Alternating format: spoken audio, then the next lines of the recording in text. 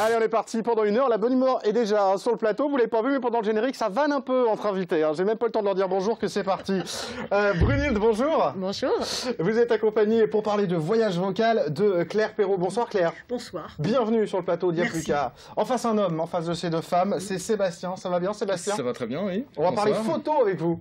Dans un instant, on va pouvoir aller, et pourquoi pas, aller faire des photos du château de Rifsart pour participer ça peut être sympa, au concours photo qu'on va découvrir tout à l'heure. On va commencer avec le voyage vocal, si vous le voulez bien, mon cher Sébastien. Est-ce qu'on peut parler du lieu d'abord, Brunhilde, qui accueille ce voyage vocal? Donc c'est le château de Noyen, le château de Rifsart. Voilà, donc qui accueille ce je suis voyage. sûr que vous pouvez m'en dire un tout petit peu plus, Brunhilde. Sinon, il fallait rester à la maison. Je suis désolé. D'accord. J'avais dit que ça commençait à venir. J'ai dit parce que Claire m'a dit que ça allait venir si je taquinais trop. Alors j'attends le retour. Dites-nous, rendez-nous ce beau lieu. Alors, bien, on reçoit, c'est un château pardon, qui reçoit du public toute l'année. Respirez à gros souffle, ça va bien se passer. Ça arrive parfois sur le plateau. Donc, et vous organisez des événements régulièrement, parce que je vois un énorme communiqué de presse là, parce que vous faites plein de choses, voilà. On va parler de ce voyage vocal, si vous voulez. C'est le premier événement. Voilà, 20-21 juin, au hasard, pendant la fête de la musique. Et on va découvrir une musique peut-être un peu différente. Claire, est-ce que vous pouvez nous dire un mot de ce concept? On va parler de musique au pluriel, parce que justement l'intérêt de ces deux concerts, c'est que de faire un peu éclater la notion de lyrisme en dehors du genre opératique, mais on va surtout privilégier l'émotion, aussi bien dans des mélodies, même chinoises, mongoles, jazz, chansons. On va entendre des textes. Nous allons avoir des rythmes très, très envoûtants. Nous allons avoir aussi des airs comiques, des airs dramatiques. Donc voilà, l'intérêt de ces deux spectacles, ce sont deux spectacles extrêmement vivants. Alors c'est peut-être un bon moyen, une belle porte d'entrée pour aller justement découvrir cette musique tout à fait lyrique, de s'apercevoir qu'elle est un peu partout en fait. Elle est un peu partout et elle n'est pas si rébarbative comme certains peuvent le croire. On le dit souvent, parce qu'on reçoit, moi j'aime bien parler de la musique dite classique, je ne sais pas qu'on la désigne comme ça, mais malgré tout c'est comme ça qu'on la repère, et on essaye d'inciter dans Il n'y a plus qu'à les gens à avoir la curiosité. Donc là justement, ce qu'on peut leur dire, c'est que c'est une musique qui va être facile, c'est des spectacles qui ne vont pas être besoin d'être un spécialiste lyrisme pour aller les découvrir. Très facile d'accès. Alors je vous donne un tout petit exemple. Par exemple, j'ai une chanteuse qui chante aussi bien le jazz que l'opéra dans le même spectacle, parce qu'elle est diplômée dans les deux disciplines.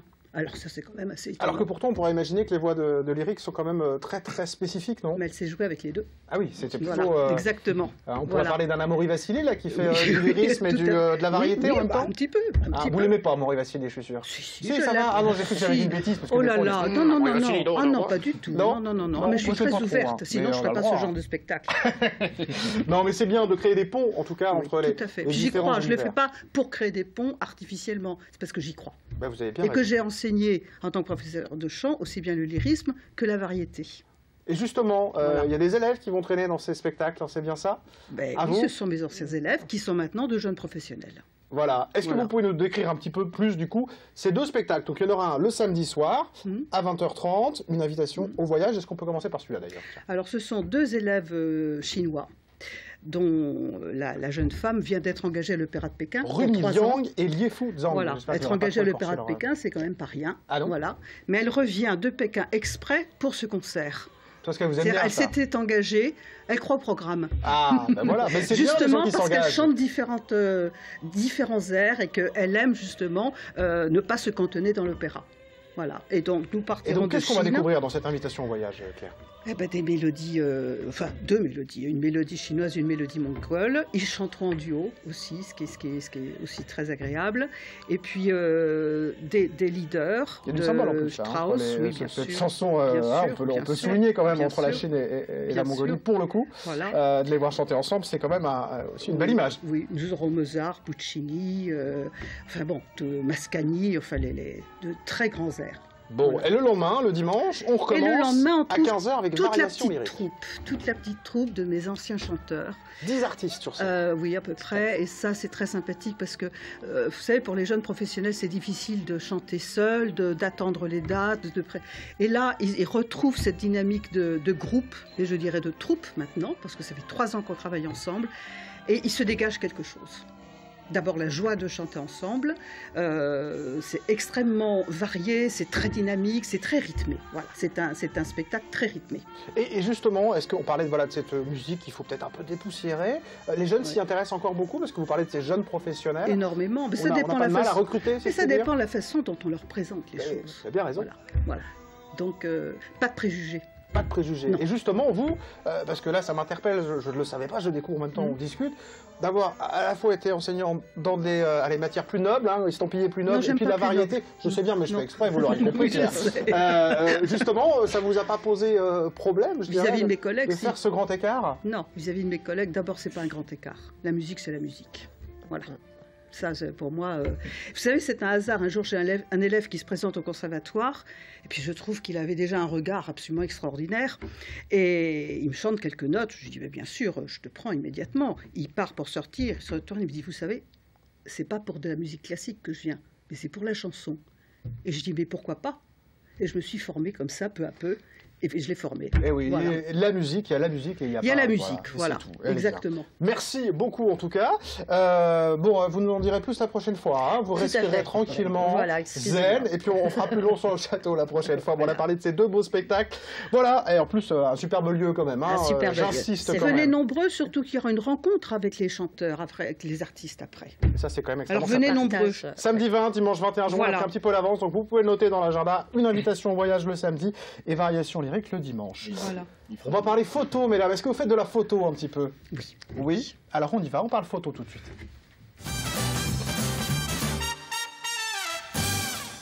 Et c'est avec Sébastien, j'ai failli dire Stéphane, je me suis retenu, j'ai eu un doute. Souvent Sébastien et Stéphane. Ah bah écoutez, j'ai failli le faire, mais hop, je me suis récupéré.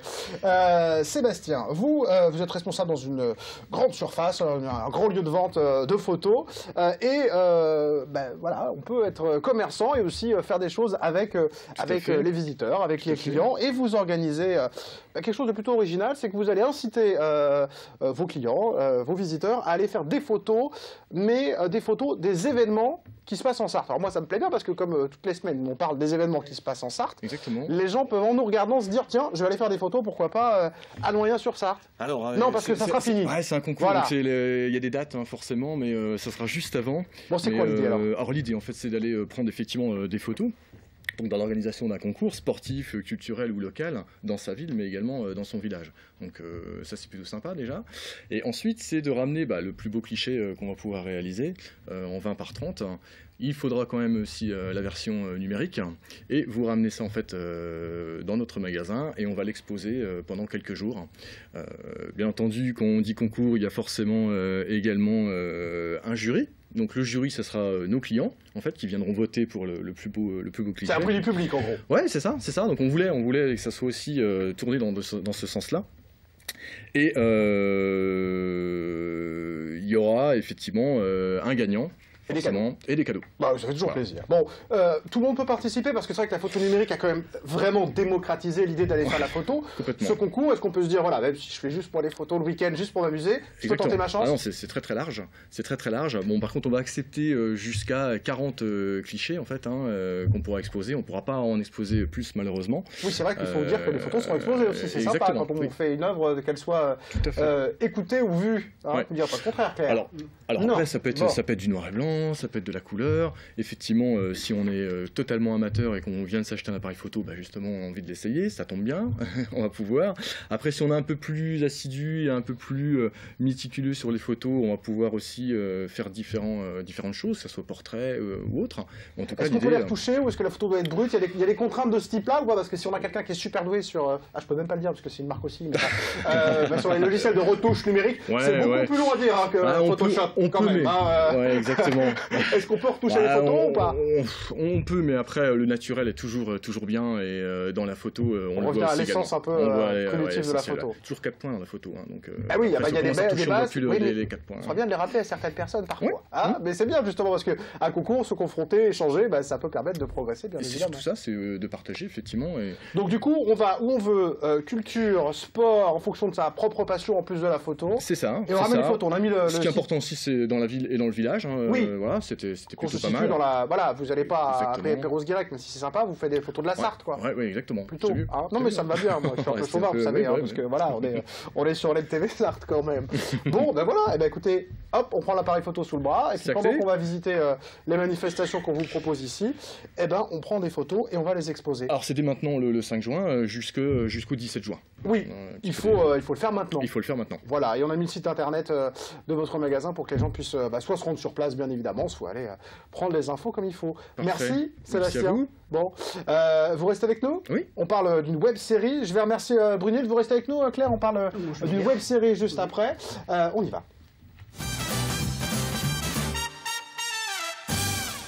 Et pour permettre à notre invité d'arriver, je vous propose tout de suite le teaser de cette nouvelle web-série qui arrive très vite sur la chaîne étudiante. Bonsoir. Marre du métro boulot dodo quotidien ou des chauffeurs de taxi dont la sympathie n'a souvent d'égal que les températures caniculaires de la banquise? Comme des milliers de Français, vous êtes fatigués, énervés, harassés. Vous cherchez une solution? Je dis stop, elle est devant vous. Polo, 20 ans d'expérience dans le VTC. Enfin, 20 jours. Charmant, élégant, agréable, avenant. Vous trouverez en moi toutes les qualités que vous recherchez chez un chauffeur. Bon, tu vois pas que je bosse, la merde? Incroyable, ça, hein? Faites le bon choix. Faites le choix. Polo. Putain, je vais me le faire.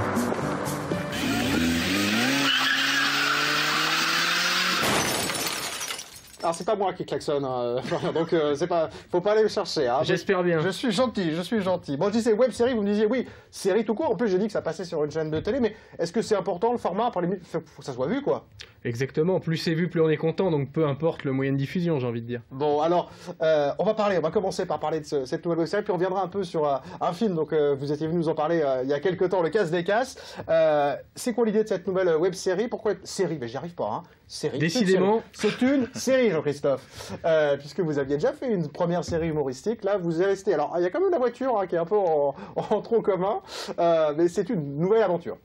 Nouvelle aventure, nouveau projet, donc c'est une série effectivement autour de la voiture encore, puisque j'interprète un chauffeur de VTC, pas très fut-fut, mais comme dans tous mes rôles en général.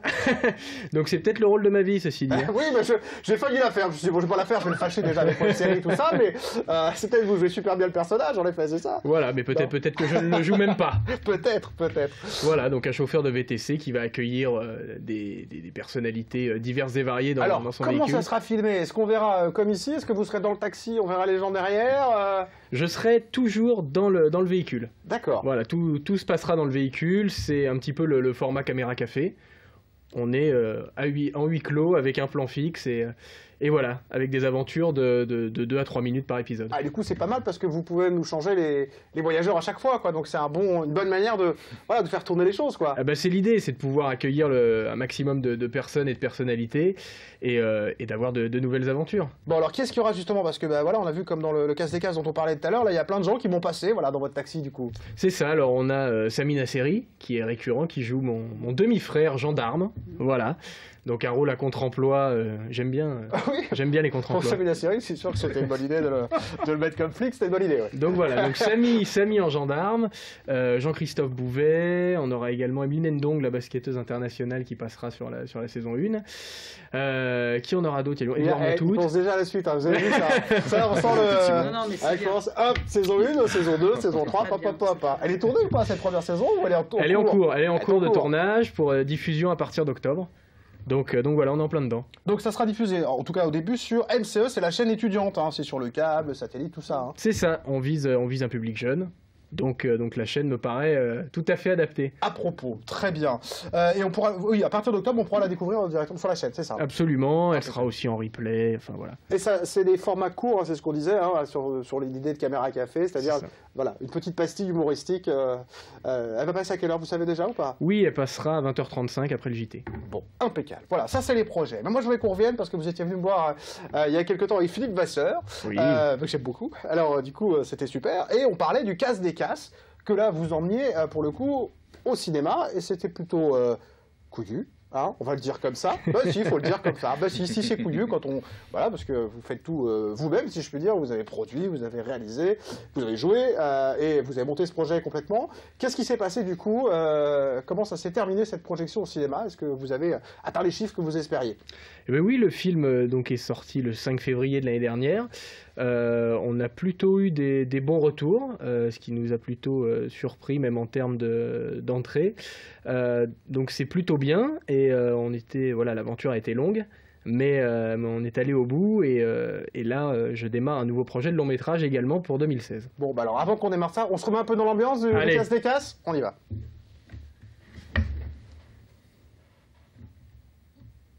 T'as qu'une envie, c'est de leur coller une pour leur mettre les idées en place. Une histoire d'ambition. L'idée, ce serait de se faire un maximum de fric en foutant le moins possible. Un secret. On pourrait cambrioler la station. Cambrioler la station, mais t'es pas bien? De l'action.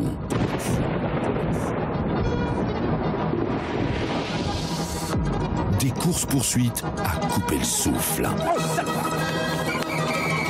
Mais aussi du sexe. Et de l'amour. Découvrez le Casse des Casses. À ta place, j'irai. Allez, bouge-toi, mon vieux. La vie appartient à ceux qui se lèvent tôt. Enfin, c'est ce qu'on dit.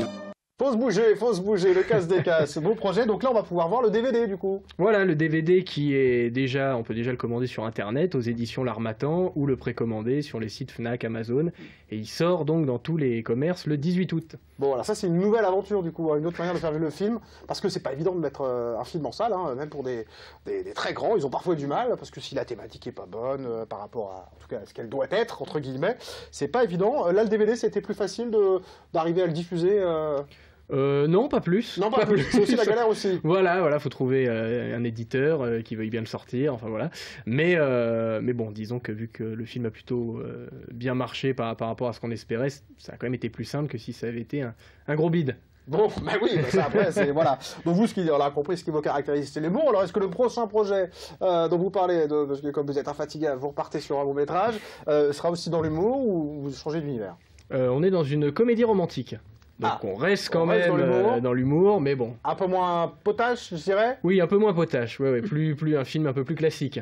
D'accord, on peut avoir quelques infos ou vous allez juste balancer le truc comme ça et puis vous allez rien me dire? Eh ben, je vais vous donner Allez, quelques vous infos. avez 30 secondes pour me donner des infos. Bon, le film s'appelle Fin de cavale. Voilà, donc j'interprète j'interprète toujours, évidemment, un repris de justice qui sort de prison. Et voilà, et qui est tombé éperdument amoureux de son avocate, qui voilà, commise d'office à l'époque, et voilà, donc pas mal d'aventures, de rebondissements et d'amour surtout. Bon, et ben voilà, un bon programme en tout cas. Bon, bah vous viendrez nous en parler. Avec grand plaisir. Pour qu'on puisse continuer à suivre vos aventures. En tout cas, ce qui est sûr, c'est qu'en octobre, on pourra se mettre sur la chaîne étudiante pour regarder à votre service. Et puis on peut aller, voilà, le DVD, il est dans des bons magasins. Vous avez vu, hein? Ouais, tout à fait. Vous avez vu?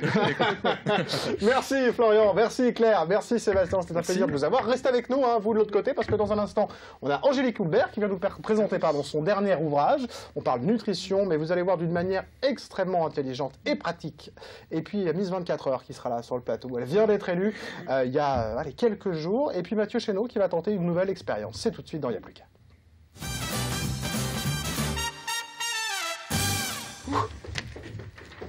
Ah, impeccable.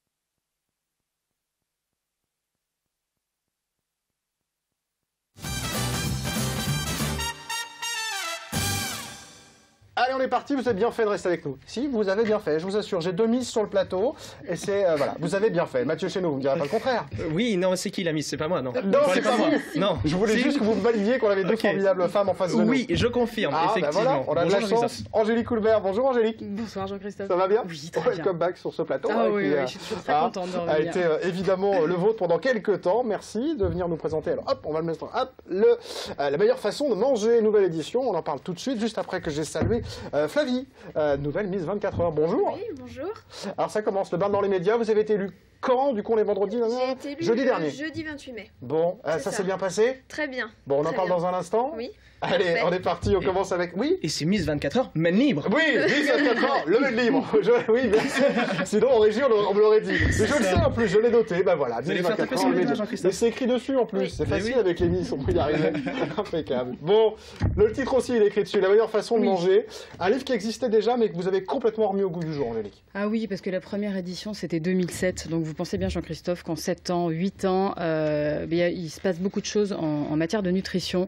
Et donc, du coup, voilà, j'ai tout remis à jour avec les nouvelles études scientifiques. Donc, il est tout beau, tout neuf, tout en couleur, alors que le premier ne l'était pas. Alors justement, vous parlez de science et c'est important parce que, voilà, vous nous dites dans le préambule de ce livre que c'est la science qui parle, c'est pas les lobbies. Alors de quel lobby vous parlez plus précisément, Angélique?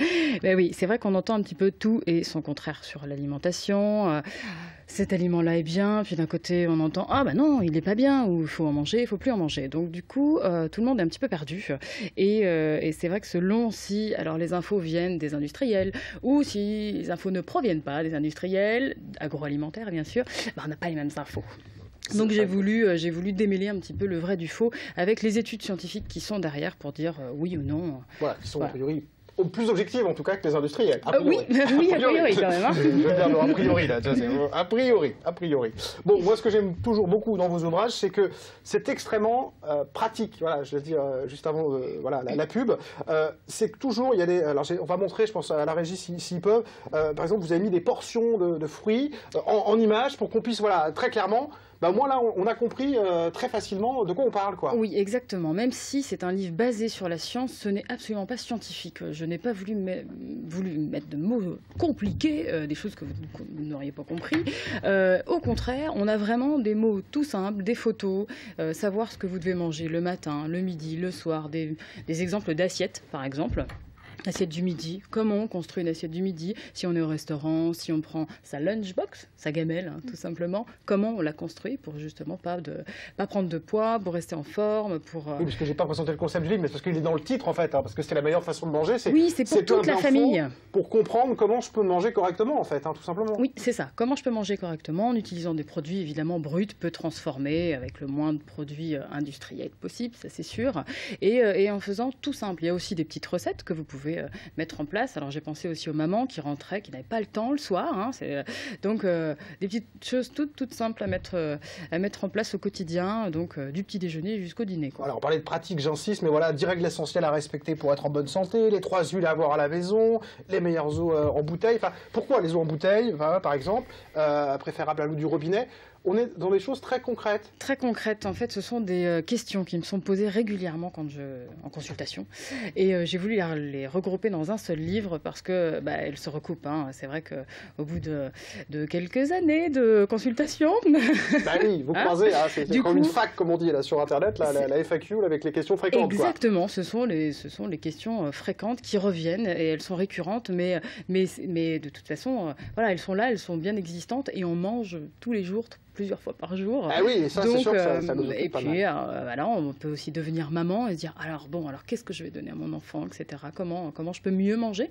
Et il n'est jamais trop tard, Jean-Christophe. Je sais, mais moi j'allais parler justement d'une chronique que vous aviez faite sur ce plateau, qui a changé un peu ma manière de faire les courses, quand vous nous aviez appris à déchiffrer les étiquettes. Et vous en reparlez dans cet ouvrage, parce que ça vraiment, mais c'est un truc qui est facile du coup à comprendre. Moi j'ai compris que l'ordre dans lequel c'était, vous me dites si je me trompe, c'est l'ordre d'importance l'importance des aliments. Enfin, plus les taux dans la liste, plus il y en a dans le... Exactement. Voilà. Donc, quand il y a des gâteaux, mon cher Mathieu, faut faire attention avec les gâteaux, si le sucre il est en premier, c'est mort. Voilà. Par contre, s'il commence après la 4e ou 5e place, c'est on mieux. peut commencer à regarder, c'est mieux. C'est bien ça. C'est exactement ça. Pour le chocolat, c'est pareil. Donc, je réapprends un petit peu aux gens à facilement décrypter une étiquette. Mais ça prend effectivement 3 minutes, hein, parce que là, le temps de comprendre, et après on prend le réflexe, et ça prend 10 secondes en magasin. Voilà, c'est ce que je voudrais dire et terminer là-dessus. Moi, c'est que on peut lire ce livre, on peut l'appliquer, parce que moi j'ai un peu peur des bouquins, vous savez, on lit le truc, on dit ouais super, c'est bien, on va le poser là, et puis une fois qu'on l'a posé, on s'en sert plus, parce que c'est trop compliqué, parce que dans la vie de tous les jours, voilà. Ce livre, une fois qu'on l'a, on a des pistes pour les appliquer facilement, comme ces photos, là, on disait, dans la vie de tous les jours. Oui, dans la vie de tous les jours, vous pouvez vraiment... là, j'ai fait des petites listes de courses, par exemple. Ça, c'est facile aussi. On prend la liste de courses, il suffit de recopier, ou vous emportez le livre, mais c'est un peu lourd quand même. Oui, c'est pas forcément facile. On va faire des courses à Leclerc ou à Auchan ou à Carrefour, là, Et puis des exemples de menus aussi, une planification d'une semaine, de menus printemps, été, automne, hiver. Voilà, c'est vraiment pour vous faciliter la vie. Un seul livre et du tout en un, quoi. Bon, pour les découvrir, il y a un site internet auquel il y a un test qu'on peut aller faire, donc n'hésitez pas. C'est une bonne porte d'entrée pour découvrir cet ouvrage. Et puis, oui, vous pouvez faire le test, un petit test gratuit. Hein. Vous allez sur www.lameilleurefasondeManger.fr. Ça affiche, c'est incroyable. Ça, c'est super. C'est magique. Ça, c'est magique, c'est génial. Voilà. Et là, ça dure 2 minutes, et puis comme ça, vous pouvez savoir si vous mangez bien ou si vous pouvez vous améliorer. Et donc, s'il y a une amélioration, voilà, la solution, elle est là. C'est ça. Exactement. La meilleure façon de manger. Merci Angélique. Vous restez avec nous parce que vous connaissez Mathieu Chéneau en face. Ah oui. Ben voilà, ça va être votre tour. Voilà, vous êtes invité maintenant. Donc on y va, il n'y a plus qu'à arriver. Mathieu Chéneau. Voilà mon cher Mathieu, c'est à vous. Eh bien c'est parti. Et on va tester, je dirais même, Angélique, vos capacités de diététicienne. Mais via le 6e sens. Ok. 6e sens. J'ai ici une petite feuille libre dans laquelle je vais vous demander de noter dessus un fruit ou un légume qui aurait des vertus intéressantes au quotidien, qui aurait des propriétés intéressantes, etc. et qui serait bon pour notre santé. Je vous laisse noter ça. Alors avant que vous commenciez à noter, j'ai ici 4 autres enveloppes dans lesquelles à l'intérieur sont scellées des choses qui sont plutôt mauvaises pour notre santé, on va dire. Je ne révèle pas quoi pour l'instant, mais des choses qui ne sont pas forcément terribles. On va essayer de voir si vous arrivez à ressentir ces choses au loin. Je vais vous demander de noter le nom de ce légume ou de ce fruit. Une fois que c'est fait, vous mettez face cachée. Alors bien sûr, je ferme les yeux. Jean-Christophe, vérifiez que je ne triche pas parce que bien sûr, nous ne sommes pas complices ni quoi que ce soit. Il ne fait rien. Il a bien les yeux fermés. Et ça va. Oui. Ok, je vais vous demander de glisser ça dans l'enveloppe que vous allez cacheter.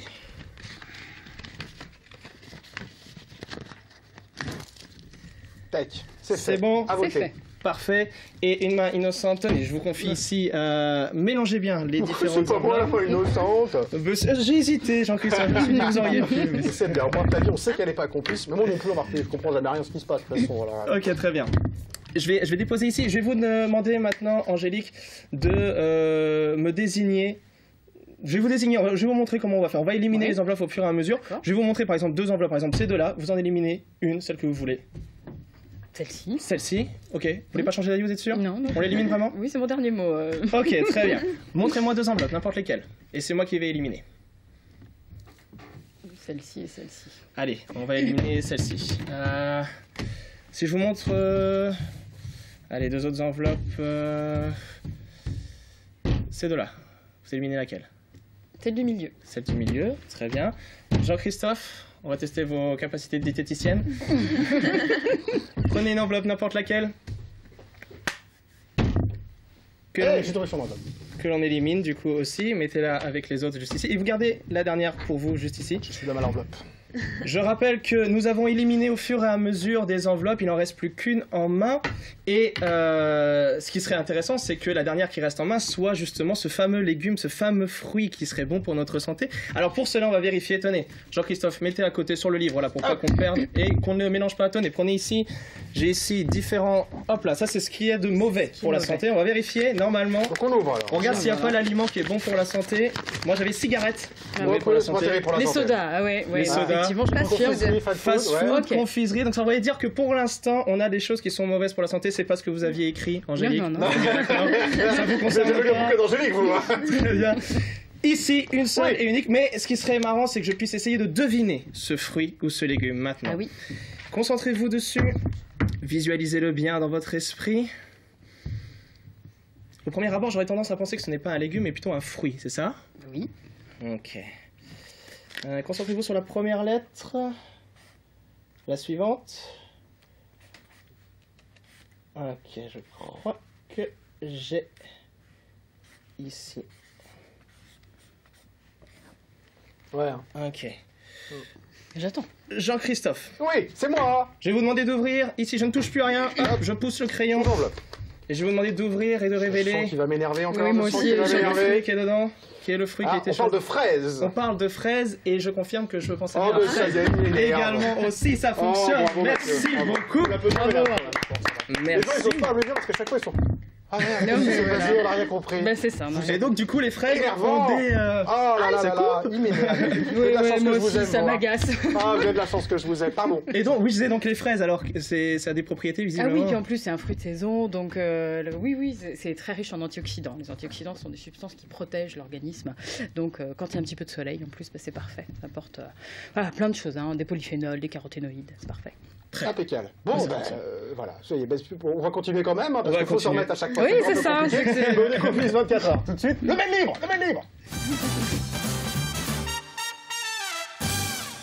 Et oui, parce que c'est bien sûr nos amis du Mail Libre qui sont aussi à l'origine de cette élection Miss 24 heures du Mans, le Mail Libre. Bienvenue, puis je dirais bienvenue dans les médias, dans le fait qu'on va vous voir énormément avec cette course qui arrive.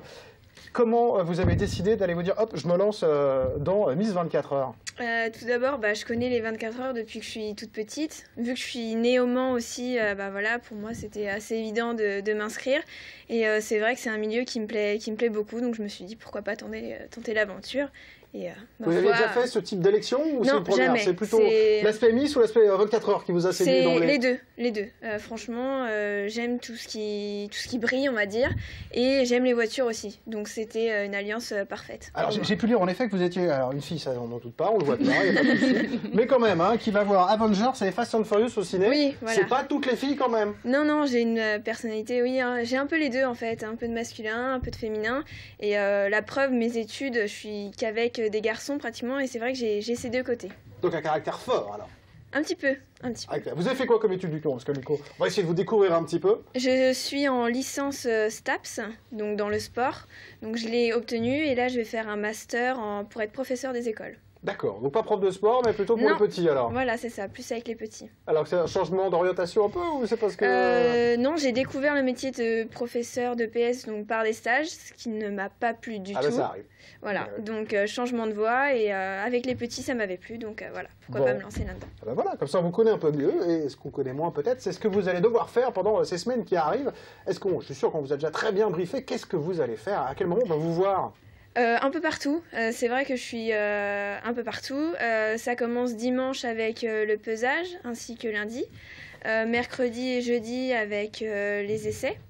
Le vendredi, la mythique parade, et le samedi et le dimanche, la course. Et après, des événements un peu plus culturels, comme le prix Jean Rondeau, où on récompense le meilleur jeune des 24 heures. Et des événements aussi, le pavillon des femmes, où on met en avant la femme au sein des 24 heures, et ça me tient à cœur. Voilà. Bon, alors, ce qui est bien pour vous, c'est que vous allez, alors pour le coup, le vivre plus que, en intégralité, ces 24 heures. Vous y êtes déjà allé, mais vous ne les avez jamais vécues comme ça, pour être sûr. Là, je le vis de l'intérieur et c'est vrai que ça va être totalement différent, voire le décor vraiment de l'intérieur, c'est totalement différent et j'ai vraiment hâte. Est-ce qu'il y a des moments que vous attendez, des choses où vous dites là, je suis trop contente de pouvoir aller à ce moment-là? Est-ce que ce sera le départ? Est-ce que c'est le départ, parce que je suis au milieu, donc normalement je suis sur la ligne des départs, donc les voitures qui vont passer à côté de moi, la remise aussi des prix aux vainqueurs, la parade, ne pas... les pilotes quoi, les pilotes. Oui, les pilotes. Parlons des pilotes un peu. Oui, vous les pilotes. Vous êtes contente d'aller voir les pilotes alors? Oui, plutôt. Voilà, surtout un certain Américain. Oui, non. merde, ça va, on l'a droit tous les ans, là. J'ai vu des photos, là, alors ça y est, il est en vie, alors mon Dieu, il est là. Il joue plus, en plus, on va plus. 5 ans, c'est fini, on n'en devrait plus parler. Il s'était trop marié depuis, parce qu'il avait divorcé, en plus, alors non, là, tout le monde était encore. Ah oui. Patrick Dempsey. Patrick Dempsey est disponible, tout le monde le sait. Je ne interdit. On ne peut plus le prononcer son nom sur ce plateau. Voilà. Donc, vous avez envie de voir Patrick Dempsey ou pas? J'aimerais bien. Ah bah oui, j'en étais sûr. J'aimerais bien. Bah, je comprends, mais c'est un mec qui a l'air tout à fait sympathique. Bon, je disais dans une interview qu'on vous a demandé si vous auriez pas aimé faire Koh-Lanta. Oui. C'est une blague ou vous aimeriez bien vraiment y aller? J'aimerais vraiment y aller et c'est dans mes futurs projets de m'inscrire et d'essayer de tenter le casting. Ah, vous êtes vraiment tête brûlée alors? Un petit peu. Parce qu'il faut être un peu tête brûlée pour aller faire Koh-Lanta. Oui, mais enfin le côté aventure et tout, puis surtout le côté sportif, j'adore, donc voilà, j'aimerais bien. Bon, est-ce que vous allez conduire des voitures là pendant les 24 heures? Est-ce que vous allez demander une faveur pour aller faire un tour du circuit ou est-ce que peut-être c'est déjà fait d'ailleurs? Moi, conduire, ça ne risque pas étant donné que je n'ai pas le permis. Ah bah oui, c'est moins pratique. Voilà.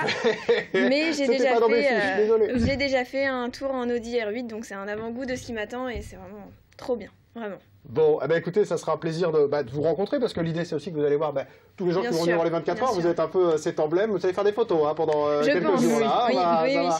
Ça va être voilà, mais est-ce que cet aspect justement échange, rencontrer là vous allez vraiment voir des gens extrêmement variés, hein, c'est plus de 250 000 visiteurs les 24 heures, donc il y a vraiment des gens qui viennent du monde entier, de toutes les catégories socio-professionnelles. Là, voilà, le fait de rencontrer du monde, est-ce que ça vous fait plaisir, mais ça fait pas un peu peur du coup de se dire Ça fait un petit peu peur, mais en même temps je trouve ça très enrichissant justement de rencontrer des étrangers, des Français, de différentes populations, et je trouve ça vraiment très bien, et ça m'intéresse beaucoup. Bon, est-ce que, parce que vous étiez combien, 65 au départ candidates, oui. Vos petites copines de match, là, de concours, elles vont passer quand même aux 24 heures, elles auront le droit d'y aller quand même? Il y en a beaucoup qui sont très intéressés par les 24 heures, donc je pense que ça ne changera rien à leur programme. Mais oui, je serais ravie de les voir en tout cas. Bon, on les salue parce que voilà, c'est un concours, évidemment il y a la gagnante, mais il y a aussi toutes celles qui ont participé, qui ont donné du temps et de l'envie pour participer. Donc voilà, on a la gagnante, mais ils étaient 65 au départ. Voilà, c'est pour souligner qu'il faut se battre pour, dis donc, les jeux. Pas facile, hein. Moi j'aimerais pas me faire. C'est pas facile quand même, hein. C'est un sacré challenge. Merci Flavie d'être venue sur ce plateau, c'était un plaisir. Bonne 24 heures, hein, évidemment, ça je vais vous le dire. Je le dis parce que c'est la 3e Miss 24 heures qu'on reçoit. Et voilà, on a même reçu de nouvelles qui sont venues. On vous souhaite que ça vous aide éventuellement dans vos projets, parce que ça peut parfois être un accélérateur. Oh, c'est bien, c'est l'accélérateur. Merci.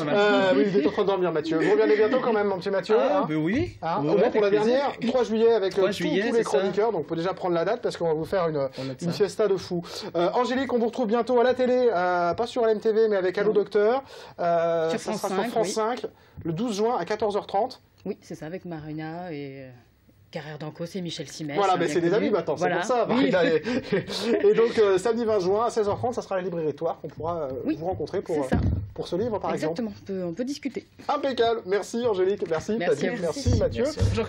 Restez avec nous, dans un instant, je me téléporte. Vous allez voir, c'est incroyable la télé, ce qu'on peut faire. Et je vais dans les décors du projet ZCO et je retrouve toute l'équipe. Restez avec nous, c'est tout de suite dans Y'a plus qu'à.